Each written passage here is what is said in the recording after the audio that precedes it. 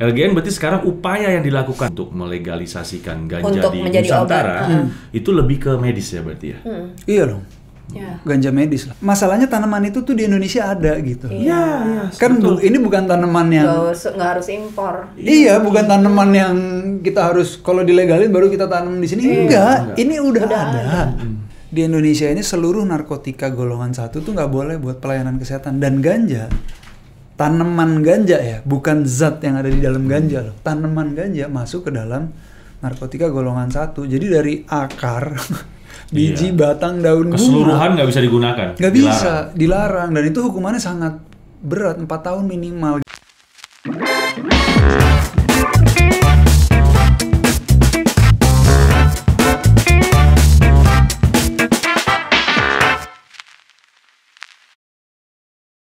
Hai, kita ketemu lagi di Apotik nih, Aditya Podcast bareng Jelantik. Gue Aditya Herpavi. Dan saya Jelantik Herlanti, and welcome to our Bedtime Story. Apa kabar semuanya? Terima kasih yang subscriber baru, followers di semua platform social media TikTok kita juga udah mulai rame loh, Tik. Iya. Terima kasih banyak atensinya. Jangan lupa terus nonton semua platform social media kita, karena pasti setiap harinya kita bakalan kasih sesuatu yang menarik. Amin. Seperti di episode hari ini.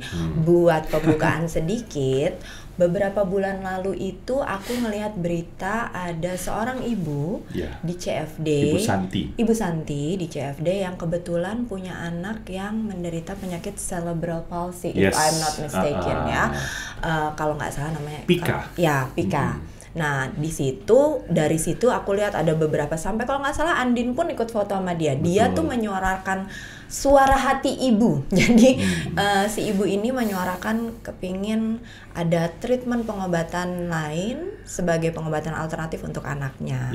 Nah, usut punya usut, selap-selip sat-set sana sini, kita pengen cari tahu nih apa sih salah satu obatnya, dan ibu ini nih kebetulan ada koneksi, ada hubungan dengan narasumber bintang tamu kita hari ini. Langsung aja kita tanya-tanya ngobrol-ngobrol sama narsum kita ya. Hari ini ada Mas Dira. Nama panjangnya siapa? Aku lupa. Ayo. Dira Narayana. Tepuk tangan dulu dong. Thank you ya. Aku yang thank you. Thank you Mas Mbak. Thank you. Di sela-sela kesibukan lo berkenan untuk hadir di Apotik. Mudah-mudahan bermanfaat ya. Iya dong, pasti bermanfaat. Pasti banyak yang tahu. Pasti banyak yang tahu, dan pasti ada juga yang belum tahu. Boleh memperkenalkan diri dulu Mas Dira. Selain aku, nama, iya. mungkin alamat, show, hobi. kayak daftar SMA ya. Gimana? Yuk, kenalan dulu yuk. Dira Narayana. Nama aku gitu. Bukan orang Bali. Suka dibilang gitu ya, kayak gue dong Jelantik, orang Bali ya. Suka ditanya apa orang Bali, terus kalau naik ojek online dipanggilnya Mbak atau Ibu, karena namanya Dira, ya kan gitu. Terus gue sebenarnya kalau kesukaan gue ya sebenarnya main bola sih. Kalau ditanya kesukaan gue nih, kalau pengennya gue jadi apa sebenarnya, pengen aja jadi pemain bola. Oh gitu. Cuman ya orang kalau punya cita-cita jadi pemain bola waktu SMA kan udah ketinggalan ya. Iya, dipatahin pasti ya. Nggak ada lah gue rasa di Indonesia umur SMA mau jadi pemain bola orang tuanya ngebolehin. Ya udah. Terus gue bingung mau kuliah apa.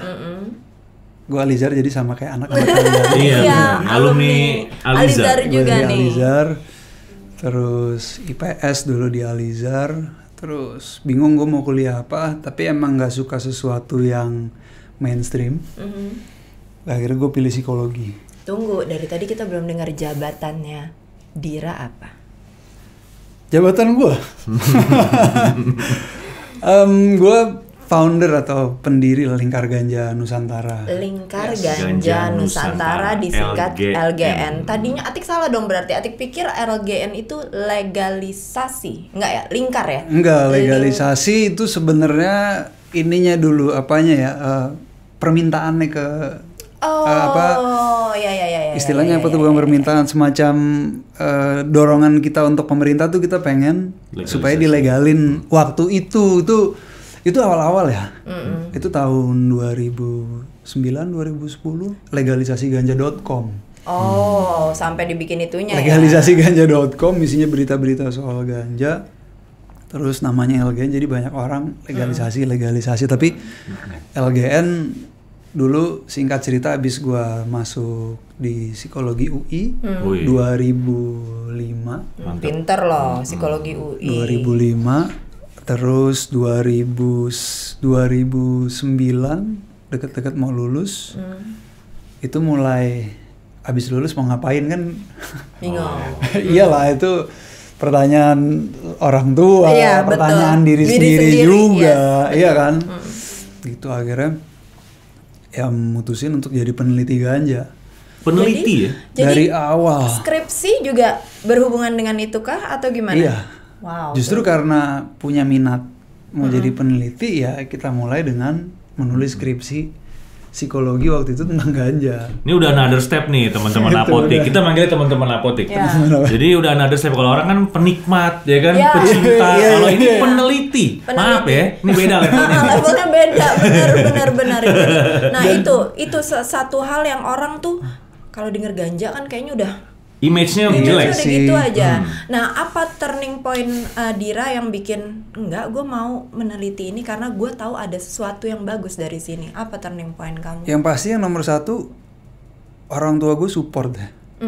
Itu penting banget menurut gue karena waktu kita mau mulai gerakan ini gitu banyak sekali orang yang nggak bisa akhirnya ikut karena nggak disupport sama orang-orang terdekatnya. Betul. Oh, triggernya tapi apa?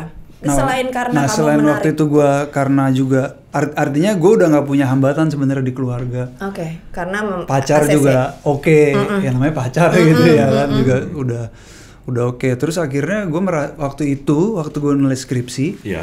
kan kita zaman kuliah kan kita mau nggak mau harus baca jurnal, Yes. bukan suka jurnal nih. Betul. Mau nggak mau harus baca Harus baca, jurnal. benar. Nah waktu kita baca jurnal di situ gue banyak banget menemukan hal-hal yang tidak sesuai sama apa yang gue tahu soal ganja. Oh, oke. Contoh paling sederhana, misalnya untuk pengobatan ini yang gue dapat, misalnya glaukoma, obat mata. Glaukoma. Gue dapat riset soal itu. Itu kan ya kaget lah loh ngebaca informasi seperti itu karena kita tahu selama ini dia candu, Iya, memabukan lah memabukkan. dan lain-lain gitu. Ternyata ada informasi kayak gitu terus gue baca jurnal sejarah bahkan zaman dulu dipakai sama pelaut-pelaut supaya penglihatan dia lebih tajam kalau malam hari. Itu ada catatannya loh sejarah loh. Itu kan wow. Zaman kita kuliah nih, zaman kita masih muda, zaman kita masih menggebu-gebu, kita masih mencari identitas diri. Betul. Kita pengen jadi apa, mendapatkan sesuatu kayak gitu tuh keren. Poin Iya, banget ya. iya. Itu keren Iya, gitu loh. Gue iya. bilang, wah ini nggak ada yang Iya. nggak kayak ini nggak ada yang tahu apa nggak ada yang berani sebenarnya gitu kan. Iya, betul. Ini nggak ada yang, tapi ternyata lebih kepada nggak ada yang berani untuk bicara.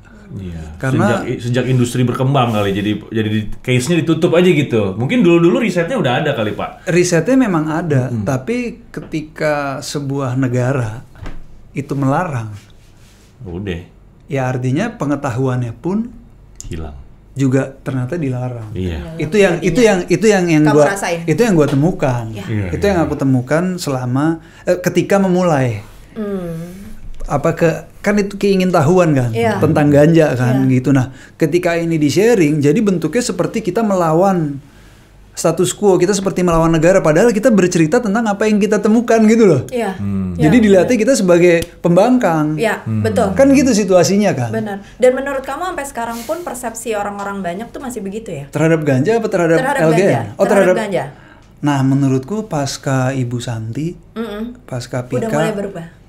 kalau bicara ganja medis, orang sekarang udah dalam posisi netral menurutku. Iya. Karena mereka pasti mencari tahu juga, ini sebenarnya fungsi medisnya apa sih? Kan awam dong, orang umum lah, katakan gue gitu pasti, emang ganja tuh bisa buat medis ya? Gue pikir ganja cuman apa kayak di rokok atau di apa kayak gitu. Pasti mereka cari-cari kan di Wikipedia, di mana Iya, nyari-nyari. Dan mudah kan sekarang Iya, informasinya. betul. Iya. Akhirnya, oh ternyata berarti selama ini banyak yang ditutup-tutupi ya, gitu Iya. kan. Even anak kita pun sekarang kalau udah bisa main internet ya, itu dia kalau mau nulis soal ganja kan informasinya. Lu jangan dulu deh.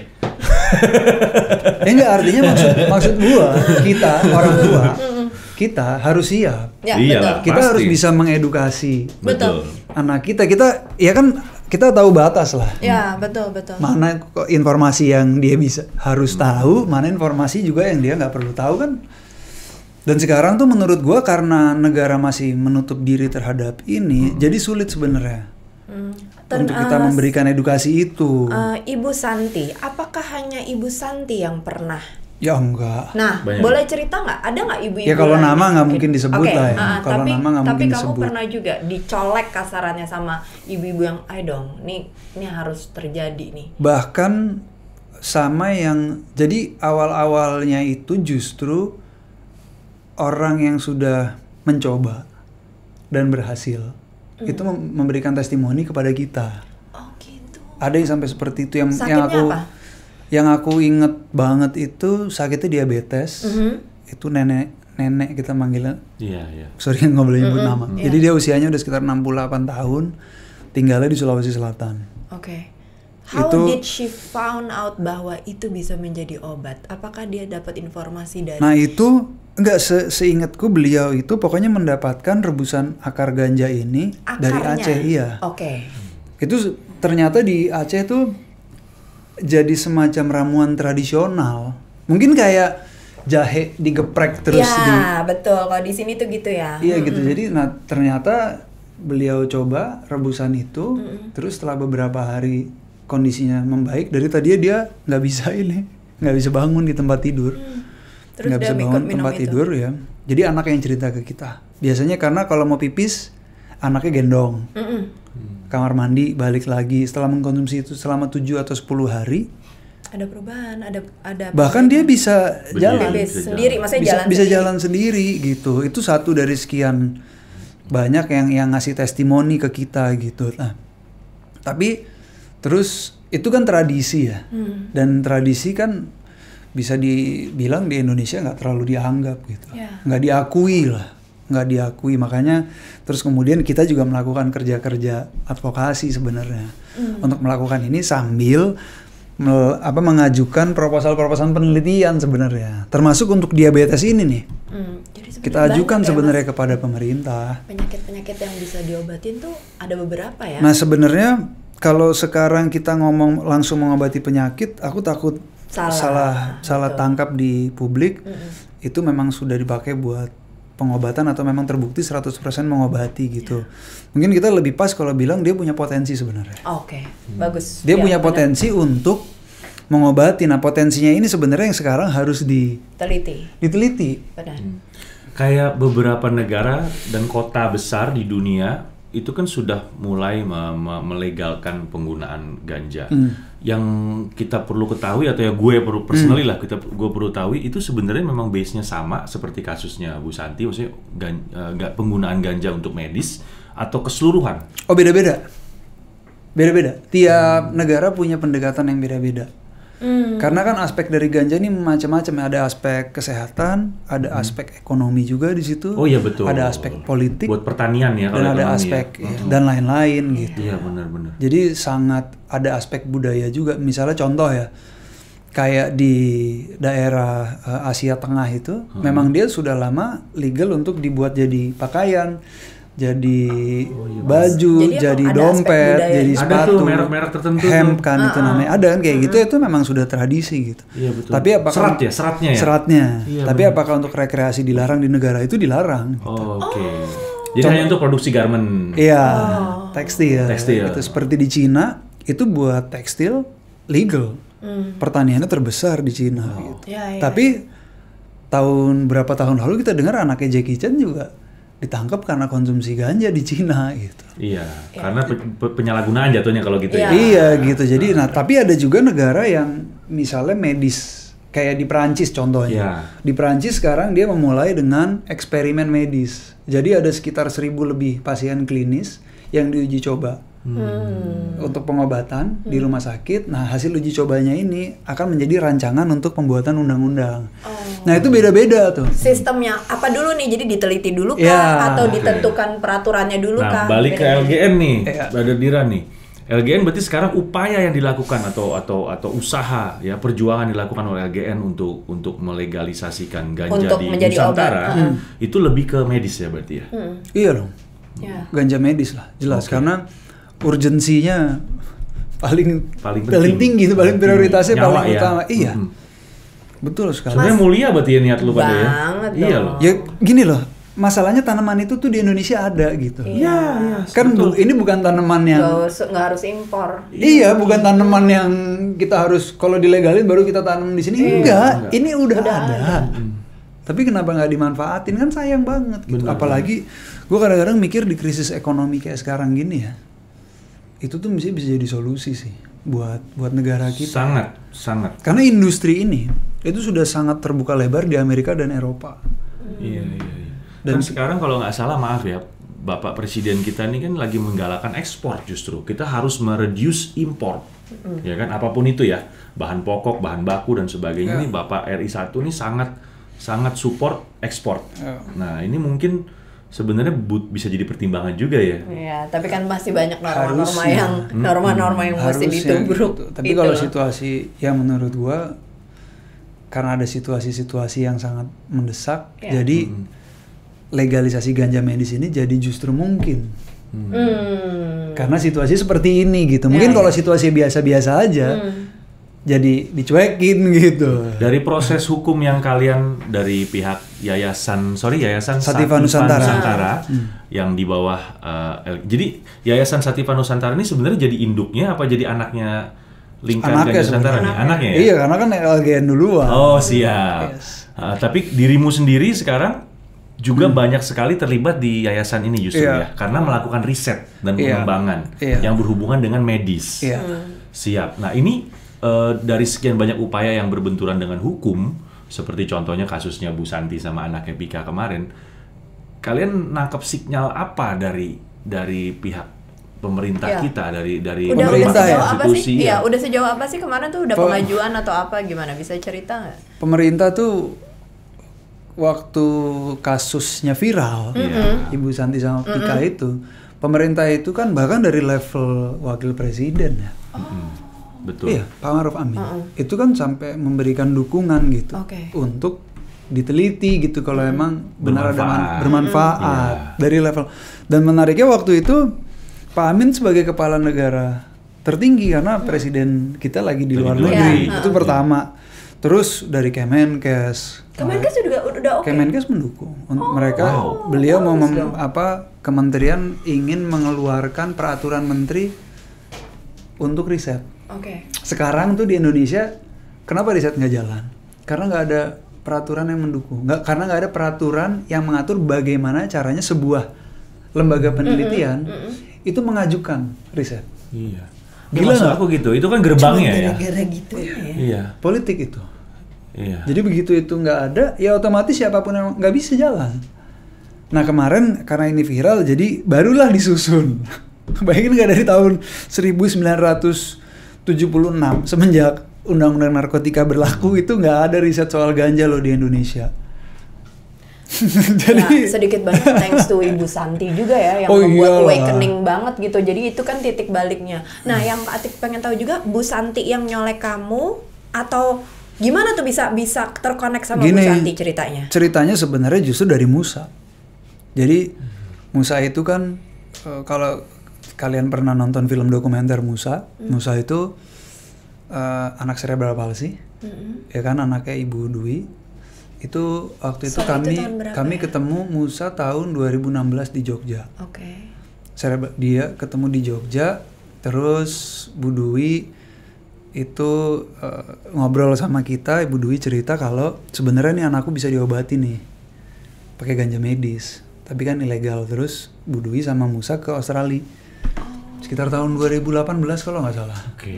Karena beliau seorang pengusaha gitu ya. Urusan bisnis di sana, sekaligus terapi juga di sana. Tapi terapinya ini bukan terapi resmi dari dokter bagaimana. Di sana ada pasien, di sana udah ada orang yang pakai ganja buat medis. Ada orang yang pakai ganja buat medis, temennya. Ya kan, terus dia pakainya diuap di sebuah ruangan, kayak ruangan gini diuap. Nah si Musa dimasukin di ruangan itu selama 1 bulan dipakai terapi itu. Terus kalau nggak salah hampir 1 tahun ke depan tuh kejangnya hilang. Padahal cuma sebulan di Australia. Nah waktu dia balik ke Indonesia terus kita ngobrol, Terus kalau ada kasus Fidelis dulu nih ya, Fidelis sama almarhum Yeni yang Iya. meninggal karena kasus kanker di Kalimantan, Iya. karena ganja itu. Iya. Ada kasus itu, terus akhirnya ada teman-teman hukum kan, teman-teman dari kuasa hukum, terus bilang, ayo kita advokasi nih si Musa, kita advokasi supaya dia bisa dapat ganja medis. Nah akhirnya Musa, Bu Dwi sama teman-teman koalisi, teman-teman kuasa hukum, kita mengajukan gugatan ke Mahkamah Konstitusi. Nah lagi proses gugatan ini, Bu Dwi minta ditemani oleh Bu Santi dan Bu Novi. Jadi Bu Dwi dan almarhum Musa udah meninggal tahun 2000 tahun kemarin. Bu Dwi dan Musa ini membuat klinik di Jogja. Karena di Jogja ada sekitar 5.000 anak katanya yang cerebral palsy. Banyak juga ya. Ada 5.000 anak yang cerebral Itu dari palsy. lahir ya bro? Iya, cerebral palsy. Macam-macam. Macam-macam. Kasusnya macam-macam, itu spektrumnya luas. Luas ya. Oke. Oke. Ada yang nggak bisa ngomong, nggak bisa berdiri, Iya, tapi iya. ada juga yang bisa bicara, ada yang bisa duduk, Masa macam-macam. cerebral palsy itu batang Lumpuh otak. ya? Iya. Otak ya. Jadi ada kelumpuhan di otak. Nah, kebetulan Bu Santi dan Bu Novi itu ada di kliniknya Ibu Dwi ini, kliniknya Musa. Oh. Akhirnya disitulah masuk menggugat ke pemerintah. Gitu. Nah, disitulah kita berkenalan. 2019 lah, sekitar tahun itulah. Nah, ketika sidang selesai di Mahkamah Konstitusi tahun lalu, terus kan hasilnya nggak keluar-keluar. Terus Bu Santi bilang, tapi anakku nih udah bener-bener butuh gitu. Aku pengen anakku pakai. Ya udahlah, aku mau ngelakuin aksi aja. Iya. Aku mau ya udah aku Ya mau apapun lah, namanya Iyalah. orang tua lah. Orang tua tuh pasti akan melakukan apapun untuk anak-anaknya. Kita support, dia bilang. Iya. Silakan Bu, pokoknya kita akan support gitu. Dan ya bersyukur sih akhirnya publik. Iya. Iya kan kita juga ini antara publik mendukung Atau enggak? atau malah dicela gila-gilaan gitu. Lu musuh ngasih anak lu ganja, lu apa nggak gila? Itulah Anak lu kasih ganja. Ketidaktahuan itu. ya sempit. Semua nih pas pikirannya masih sempit, tapi dengan mudah-mudahan dengan adanya begini kan orang jadi makin tahu bahwa enggak, ini tuh seperti yang kamu bilang, nggak sesempit itu, nggak cuma rekreasional aja, tapi memang ini bisa dijadikan obat juga. Dan aku tadi tertarik banget bahwa sebenarnya lihat deh, kekuatan ibu-ibu tuh gila banget sih menurut aku. Wah, kalau udah meeting itu kan kita meeting sama Nggak. ibu-ibu kan. Kalau Nggak udah ada meeting nih, wah udah ampun deh kita. Nggak. Oke Bu. Gak ada obatnya tuh ibu-ibu, kalau Nggak ada. ibu-ibu Kalau udah satu ngomong. ibu-ibu aja satu ibu-ibu aja udah nggak ada obatnya, gimana yang banyak. Benar. Jadi yang aku tegaskan di sini sebenarnya ini bukan perkara cerebral palsy, penyakit ini, terus ada LGN di sini, tapi lihat deh perjuangan ibu-ibu ini mungkin banyak di luar sana. Kayak waktu itu kita pernah punya narasumber yang anaknya autis. Yes. Ibu-ibunya juga saling bersatu. Jadi memang mudah-mudahan dengan adanya Mas Dira di sini bisa memberikan kejelasan bahwa itu nggak cuman sesempit itu loh kayak ganja atau apa. Ini there's another option untuk medis. Iya. Benar. Nah ini yang sekarang lagi diusahakan. Tapi gue sebagai manusia yang beragama ya, gue ngaku beragama nih. Gue sih yakin ya kalau namanya Allah atau Tuhan itu menciptakan sesuatu pasti ada manfaatnya, bro. Iya betul. Nggak pernah Allah menciptakan sesuatu yang nggak ada manfaat itu. Kalau manusia mungkin. Tapi kalau Allah menurut gue pasti banyak manfaat daripada mudaratnya. Iya tergantung Gitu. kita. Makanya Tinggal kita aplikasinya aja bagaimana. betul. Makanya dibilangnya penyalahgunaan Betul, jadinya. penyalahgunaan. Mungkin yang dikhawatirkan mungkin sama pemerintah di seluruh dunia nih lebih ke penyalahgunaannya. Iyalah. Tapi kan itu bisa di-cover dengan undang-undang yang lebih detail sebenarnya.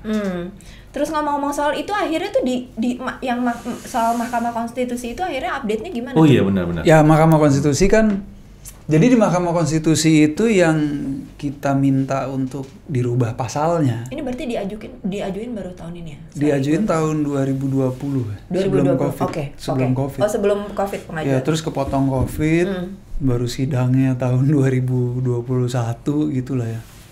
Jadi banyak ketundanya gitu. Nah kita minta untuk narkotika golongan 1 boleh untuk pelayanan kesehatan.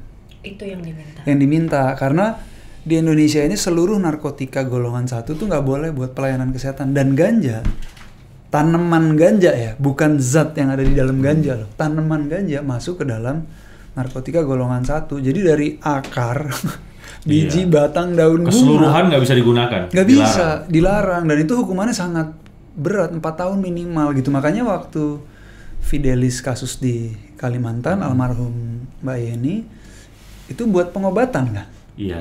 Hasilnya ada kan? Iya. Dia membaik, tapi tetap di penjara gitu. Karena memang undang-undang mengatakan seperti itu. Makanya itu yang diminta. Nah tapi karena kita minta kan narkotika golongan 1 semua kan. Nah itu yang ditolak sama MK. Sebenarnya bukan spesifik ganja. Narkotika golongan 1 secara keseluruhan nggak boleh. Which is apa aja tuh bro? Yang termasuk dalam golongan 1? Kalau tanaman ada 3. Oke. Tanaman ganja, tanaman opium, ya. sama tanaman koka. Nah tanaman opium itu kan dia turunannya morfin. Iya. Bener, karena morfin tuh di golongan 2, makanya boleh dipakai untuk kedokteran, terapi kesehatan. Oh gitu. Nah ganja nih unik nih. Kan morfin, ya kalian pasti tahu lah. Iya, kalau misalnya itu aja suntik masa morfin, tahu? iya. Dia langsung gitu mungkinnya. Terus Kita kasih tahu apa? Soalnya bini lo tahu tuh ya. lo kan apotik. Iya, Kan apotik. Oh Jadi, iya, ini kan apotik. harus tahu dong morfin itu apa, ya nggak? Jadi itu pengobatan maksudnya. Gitu unik jadi. Jadi ini ada situasi-situasi unik gitu. Yang lagi kita. Jadi pelan-pelan diurai lah di publik. Ini bukan perkara mudah memang gitu, dan kita nggak bisa ngoyo sih kalau aku lihat sih kalau sama publik ya. Perjalanan panjang lah ya. Iya. Kalau misalnya Atik boleh kasih ini, misalnya lo dari Jakarta mau ke Bandung, lo nyampe mana nih kira-kira? Iya, dari sorry, Tik, mungkin ininya secara ininya kayak gini. Buat- Dari lahirnya 2010 nih, LGN dan yayasan ini, perjuangan kalian sampai detik ini melihat Jakarta titik sampai terangnya Bandung, tuh, titik terangnya nih Kamu kira-kira udah sampai sejauh mana nih? kira-kira? Sekarang menurut gua kita udah mau masuk tol Pastur lah. Oh deket dong, bentar lagi sampai, Menurut mudah-mudahan. gua udah mau sampai. Kalau buka jendela udah adem tuh. Udah kecium kan? Oh gitu. Oh ya mudah-mudahan deh ya, mudah-mudahan ada Bismillah. titik Amin, terang amin, ya. amin. Iya. Tapi kalau misalnya urusan research gitu ada duit juga dong ya, maksud gue. Pasti Wah, dibutuhkan dana ini yang duitnya sangat luar biasa besarnya. ada uang, ada waktu. Dan ada sponsor juga pastinya kalau Pasti. duit segede gitu. Itu jadi nah yang kita lagi propose sebenarnya untuk cerebral palsy ini ya. Iya. Itu kan jadi cerebral palsy ini kan sebenarnya yang dibutuhkan adalah lifetime treatment. Terus Ini bukan penyakit yang kita kasih obat dia sembuh. Betul. Itu cerebral palsy. Mungkin autis seperti itu. Jadi Ini terapi anak, jadi iya, jatuhnya. anak ini harus di-maintain, dirawat kesehatannya Untuk kan. memperpanjang Sebenarnya hidupnya. bukan persoalan Oh, iya. memperpanjang. Untuk menyamankan kali ya. Iya, untuk Iya. kualitas hidup kita Iya, bilang. biar dia nyaman. Iya. Jadi Kualitas tidur hidup. lebih enak, dia bisa ketawa, hal-hal yang lebih manusiawi Iya. lah buat karena kan dia badannya kaku, nafasnya sulit, terus banyak lendir di dalam paru-paru, komunikasi juga, mata aja itu sama orang tua aja belum tentu ada. Eye contact. Iya, bayangin nggak? Wow. Ngomong-ngomong, Kalau iya ibu tadi. kadang-kadang kalau Iya, tapi ini jadi yang kamu teliti cerebral palsy-nya aja apa secara keseluruhan? Nah gini, bisa makanya karena ini kita bicara lifetime treatment, jadi kita sedang mengajukan untuk melakukan uji klinis terhadap pasien cerebral palsy kan. Nanti kita lihat lebih dari, dikhususkan. ya jadi dari formula obat yang kita ramu dari tanaman ganja di Indonesia ini, kira-kira kondisi mana tuh yang jadi terperbaiki dengan treatment ini, dengan terapi ini. Gitu kan. Nah, untuk itu kan ini dibutuhkan waktu yang jangka panjang. Karena penyakit kan nggak bisa sembuh, kan nggak bisa direkayasa. Kita kasih kalau penelitian tuh ada tahapnya gitu. Ya, Nah, uji pasti. klinis pun ada tahap ya, dari tahap awal yang kita cuman bisa 10 orang, bahkan 3 orang aja bisa kita anggap tuh case report tuh bisa dilakukan buat tahap awal sebelum kita masuk ke uji klinis yang lebih besar. Nanti udah 10 orang, baru ke 100 orang, baru masuk ke 1000 orang, baru itu bisa obatnya baru bisa diperjualbelikan. Dan Dira sendiri sini termasuk yang memimpin proses riset semua ini ya, di Yayasan Iya. Sativa ya. Aku ketuanya di Yayasan Sativa Nusantara sekarang gitu. Jadi Sekarang gue ngerti kan teman-teman apotek kenapa orang tuanya Dira tuh segitu supportnya, karena emang bener-bener ini tuh sikap yang mulia sebenarnya. Maksudnya ini risetnya kan nggak semua orang mau. Apalagi kalau nggak ada duitnya orang mana mau. Iya. Ya kan? Kamu Ini hebat sesuatu banget yang loh. yang bagus banget buat kemanusiaan ya bro. Iya, iya. Dan aku agak kaget tadi kamu bilang ada kurang lebih 5.000 anak di Jogja itu. Kami dengar dari WKCP namanya Wahana Keluarga 5.000 Cerebral itu gede Palsy. loh. 5.000 itu besar. Sekali. Itu kita ngomong Jogja ya? Makanya mungkin satu hari kita pengen ngobrol juga sama boleh ibu yang Iyalah. mungkin nanti kamu pengen bisa tahu lah, ini kan karena sesuatu yang berguna. Banyak loh Pak, pasti orang-orang yang mungkin ibu-ibu atau orang tua yang sebenarnya butuh tapi diem aja karena takut boro-boro. Ini karena mikir wah ini kan belum apa-apa gue udah patah duluan nih. Iya, benar banget gitu. Iya. Kita bahkan Bu Santi sama Pika tuh sampai berpikir, kalau Indonesia nggak mau segera untuk ngasih pengobatan buat Pika, kita bawa aja ke Thailand. Tuh jadi lari ya sayang ya. Loh karena yang penting kan anaknya ini segera dapat pengobatan gitu. Tuh yang udah tuh biasanya kalau ada kasus kayak gitu tuh, ini kalau kita ngomong government nih ya nggak ngomong government kita deh, kita ngomong aja government literally. Kalau udah ada suatu kasus di luar dan ternyata meledak gitu, wah diomongin, ternyata terobosan baru begini, baru deh kebakaran jenggot di sini. Wah tuh ilmuwan dari gue tuh. Banyak yang ngaku. Kemarin kemana aja Mos? Gila ya begitu. Perjuangannya Dira dari tahun 2006, 2010 sampai sekarang tuh udah jalannya udah panjang banget dengan segala macam cita-citanya dia yang mulia. Yes. Nah ini Dira juga seorang ayah. Ya di luar dari jabatannya itu kan Dira juga seorang ayah. Anaknya sudah 1, 2? Udah, anakku ada 2. Oh, 2. 1 anak asuh. Sekarang baru masuk kuliah. Wow. Baru masuk kuliah. Jadi anak gue berarti ada yang lebih tua dari anak kalian ya? Atau sama? Aku 21 tahun anakku yang paling tua. Oh sama? Oh iya? Oh 20, sorry anakku 20. Laki perempuan? Perempuan. Yang 20? Iya, masuk terus kuliah. Terus lagi? yang satu lagi 2,5 tahun, anak kandung. Oh, oke. Yes. Gimana Wah. anak istrinya gimana, anaknya gimana sebagai seorang ayah, punya ayah seorang aktivis tuh gimana kamu di rumah? Aku punya banyak waktu sih buat anakku. Ya? Aku seneng sih, jujur aja ya, aku bisa datang ke acara kayak kemarin anakku baru Foni namanya, perempuan dari Maluku, itu baru masuk kuliah kan di UPJ, Universitas Pembangunan Jaya. Jadi aku datang acara orang tua murid, Mas, ini kakaknya atau gimana gitu ya? Sama gue juga kalau anak, karena kan bedanya nggak jauh. Seneng ya. gue bisa di sela-sela kerjaan bisa nyempetin waktu buat kayak gitu, rasanya enak banget gitu. Terus yang anak gue yang 2,5 tahun juga gue sebisa mungkin di hari kerja itu, jadi gue hari kerja gue itu nggak Senin sampai Jumat. Jadi ada 1 hari yang emang gue bareng bocah. Gitu. Sebisa mungkin gitu gue ngeluangin waktu, emang wah jadi nemenin dia ya main-main aja. Namanya anak kecil 2,5 tahun kan. Istri 100% supporting you. Iyalah. Iya ya. Kalau enggak, bukan cuma istri, keluarga istri kan. Juga karena kalau enggak mungkin menikah. Ya karena emang latar belakang keinginan kamu tuh mulia banget. Itu jadi lo emang kepengen panjang lah ceritanya.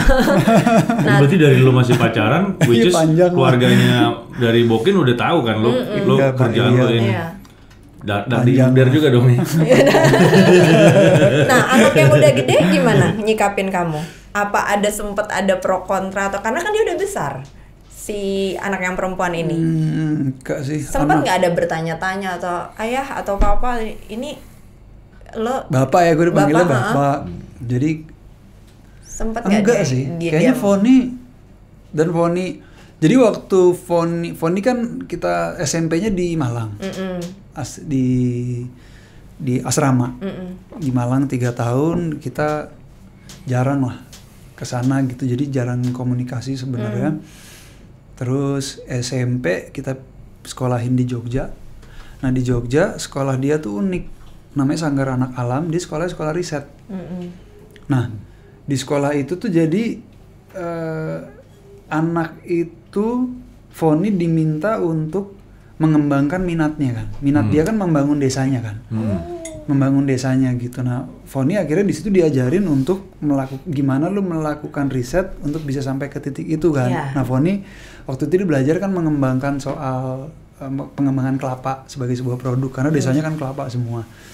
Nah, menariknya di SMA itu karena dia diajarin untuk riset, jadi dia emang dibiasakan untuk menggali untuk mencari tahu sendiri. Iya. Hal-hal yang kayak gitu gitu. Nah, persoalan ganja kita ngobrolnya lebih obrolan santai. Kalau aku ingat itu obrolan santai kalau sama Foni. Oh. Ganja tuh apa? Emang kenapa sih ilegal? Oh, yang Dia kayak gitu-gitu. bahayanya gimana? Kalau temen Foni ada yang nawarin, Foni nanya. gimana? Itu dia nanya. Ya ke kamu. iyalah. Ya iyalah dia kuliah di Jogja. Bu. Terus? Ya itu ya kita. Tapi karena Foni sekolah itu maksudnya ngasah ini dia banget ya bahwa lo harus bertanggung jawab, harus resikonya. Jadi dia kayak udah tahu batasannya ya. Jadi kita enak gitu, dia nggak tertutup. Itu tuh menariknya tuh. Ya. Aku beruntungnya dia di situ nggak tertutup. Sekarang Jadi dia kuliah ambil major apa? Ambil fakultas komunikasi. apa? Komunikasi. Pernah Komunikasi. ngomong nggak? Aku mau kayak bapak juga deh. Ada Atau nggak pengen tuh? nerusin, gue pengen nerusin usaha bapak Kayak dia nih. nggak pengen kayak gue deh. Iya, gue kepengen nerusin ininya. Enggak. Dia lebih kalau gue lihat kan gue sama Sandra sama istri gue kan juga punya kebun pendidikan. Namanya Kebun Kumara kan. Oh, di mana? Di Ciputat. Oh iya. Iya, kita punya kebun pendidikan. Kayak kandang jurang doang gitu dong modelnya. Ya, alam gitulah. Oh, Tapi gitu. emang ini khusus untuk alam buat anak-anak gitu. Masih preschool. Oh, buat oke, preschool. oke. Nah, Foni lebih tertarik sama alam, ngelola alam. Itu dia tertarik kalau sama itu. Makanya dia pengen gimana bisa ngelola hasil di desanya kan. Gitu. Gila, Kak. Ternyata lo ini juga ya, luas banget ininya. Sampai punya apa tadi istilahnya kebun Pendidikan. Kebun pendidikan. Karena itu passion tapi itu bisnis juga. Iya. Kalau di mana di gerakan ini kan berbisnis tuh sensitif. Banget. Benar. Iya betul. Berbisnis tuh sensitif gitu. Gua dituduh inilah, dituduh itulah. Makanya kita nggak bisa nyari penghasilan dari. Celahnya tuh sempit banget ya, Iya. pokoknya nggak bisa lah. Iya. Orang terlalu ini kan gerakan gitu loh. Iya. Jadi ini di sini agak sulit sebenarnya gitu. Sosial aja lah di sini udah bener Jadi, sosial deh. Ini lebih ke sosial. Nah, di sinilah sebenarnya usahanya gitu. Iya. Gua sama keluarga lah, Iya, sama keluarga. ngerti. Bagus Ya, banget. kita kalau ngomongin ini memang kasarannya kalau di metaforain tuh kita masih berenang di permukaan. Kita belum bisa nyelam karena masih banyak norma-norma yang mesti ditubruk, yang diapain, yang mesti di-adjust lagi. Tapi di balik semua itu dengan semua perjuangan Ibu Santi dan teman-temannya, bahkan yang tadi diceritain di Jogja sampai ada 5.000 anak yang menderita cerebral palsy, harapan kamu terhadap pemerintah soal legalisasi ini gimana? Wah, kita sih pemerintah tuh harus melindungi warga negara. Kalau aku sederhana banget, melindungi warga negaranya supaya bisa dapat pengobatan itu aja. Jadi pemerintah tuh malah jangan memenjarakan, malah menghukum gitu. Karena orang-orang ini butuh Perlindungan. perlindungan, dia butuh obat. Dia butuh obat bukan karena dia belum mencoba obat-obatan lain ya. Paham. Iya. Itu obat-obatan udah nanti undang Bu Santi lah, suruh cerita sendiri itu Pengen bagaimana pengen bagaimana aku. obat-obatan. Ini di WhatsApp kita tadi malam itu kan dia ada obat namanya Stesolid atau apa buat anti kejang dari dubur itu. Aduh ya Allah. Itu kan obat satu-satunya yang mempan buat anaknya kan. Itu dicari susah obatnya. Coba dia mau beli obatnya nggak ada di Belinya pasar. kemana? Iya.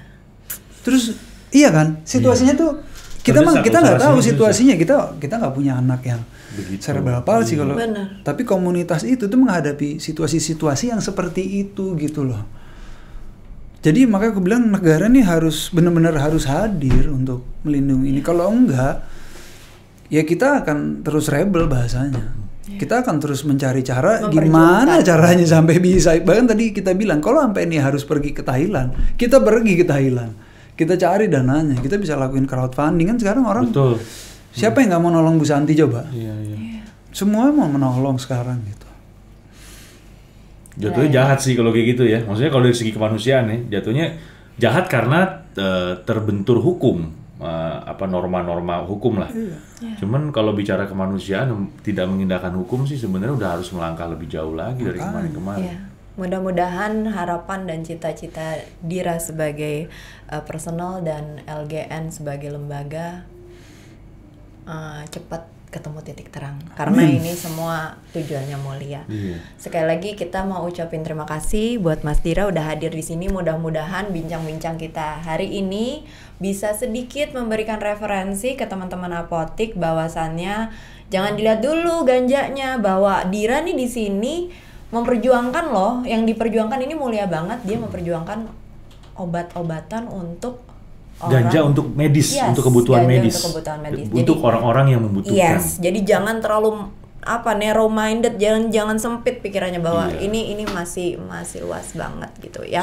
Sebelum mengklaim, ada baiknya kalau memang pengen tahu cari tahu aja. Sekarang kan banyak source-nya, banyak Iya, sumbernya kan. betul. Iya. Sebenarnya apa aja yang sudah dilakukan oleh yayasan yang Harga- dikepalai iya. oleh Mas Dira dan sebagainya. Ini memang sebenarnya lebih ke langkah kemanusiaan sih Yes. kalau menurut Betul. Eike pribadi ya. Eike. Heeh. Gitu. Terus Dir, kalau misalnya ini kan lo kayaknya kedepannya lebih banyak di yayasan nanti nih ya dengan Iya. riset-riset lo nih ya. Iya. Jadi kita sempat ngobrol juga sebelum Iya. podcast. Kita sangat tertarik nih Apotik nih untuk bisa menjadi media untuk mengupdate. Iya. Kalau memang sudah ada terobosan baru Iya. lagi yang Iya. kira-kira Iya. bisa di Share publish, lagi. bisa di share anytime bro. Iya. Kabarin kita Thank juga you. bisa support Iya, juga aku tuh. yang terima kasih banyak. Thank you udah Sama-sama. datang ke Apotik. Mudah-mudahan sharingnya tadi menjadi referensi baru buat Iya. teman-teman Amin. Apotik di sana. Sukses buat Dira, salam untuk keluarganya, sehat selalu. Terima Yes. kasih banyak. Thank you. Iya, Thank aku you. yang Thank you banget. Thank you, Dit. Sekali Thank lagi. you. Thank you Don't banget. forget to like, comment, and subscribe. Turn on notification-nya. Follow juga semua social media kita. And see you when I see you. Good night. Good night.